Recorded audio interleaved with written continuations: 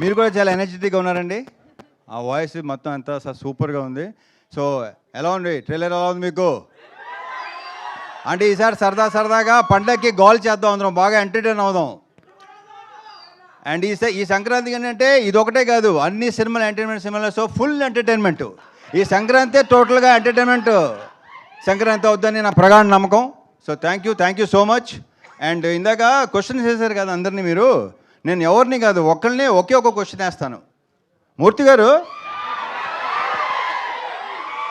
ఎవరిని నేను ఓన్లీ మూర్తి గారు.